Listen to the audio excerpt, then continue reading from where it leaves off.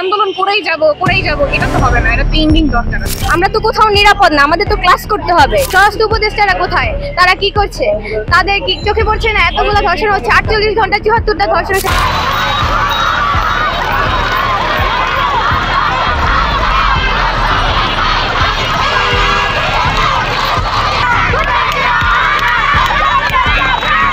ধর্ষণের প্রতিবাদ চাই আমরা। ঘরে ঘরে নারীরা ধর্ষণ হচ্ছে, এইগুলো তো ঠিক না, এইগুলোর প্রতিবাদ চাই। যারা ধর্ষণ করছে তাদের ফাঁসি চাই আমরা। স্বরাষ্ট্র উপদেষ্টারা কোথায়, তারা কি করছে?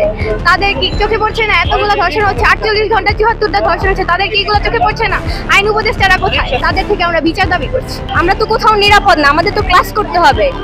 একটা দেশ যদি সঠিক হতে হয়, প্রথমটাই হচ্ছে শিক্ষা। কিন্তু আমাদের বাবা মারা ভয় পাইতেছে যে আমার মেয়েকে আমি কিভাবে বের করব, আমার মেয়ে তো সেফ না, না বাসে সেফ না রাস্তায় সেফ। আমাদের তারপর হচ্ছে আমরা বিভিন্ন কারণে বের হতে হয়, পড়তে যেতে হয়, সেখানেও আমরা সেফ না। হয়তো কিছু হচ্ছে ধর্ষণের জন্য, আবার হইতেছে ছিনতাইকারীর জন্য। আমাদের যে সবার কাছে এখন স্মার্টফোন থাকে, আমি যদি ওই ফোনটা নিয়ে বের হই, কেউ যদি আমার গলায় ছুরি ধরে বলে যে স্মার্টফোন দাও, আমি তো দিতে চাইবো না। তখন আমার জীবনের মূল্যটা থাকতেছে। অবশ্যই ব্যর্থতা আছে। উপর থেকে যদি নির্দেশনা না দেয়, তাহলে ওনারা যদি সঠিকভাবে জিনিসটা কার্যক্রমটা যদি সঠিক না করে, তাহলে ওনারা তো গাফলতি দেখাবে। আমরা হচ্ছে রাস্তায় বের হতে পারছি না, যে কোনো জায়গায় বসলে হচ্ছে ছেলেরা আমাদেরকে অন্য চোখে দেখে, ঠিক আছে?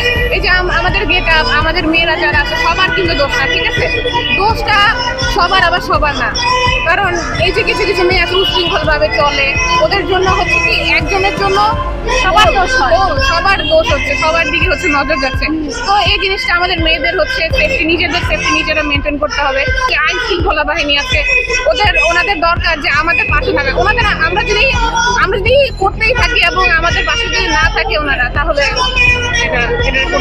দেশের তো কোনো কিছুই তো ঠিক নাই। তাদের উচিত সবকিছু দেখা। আমরা আন্দোলন করেই যাব এটা তো হবে না, এটা তো এন্ডিং দরকার আছে।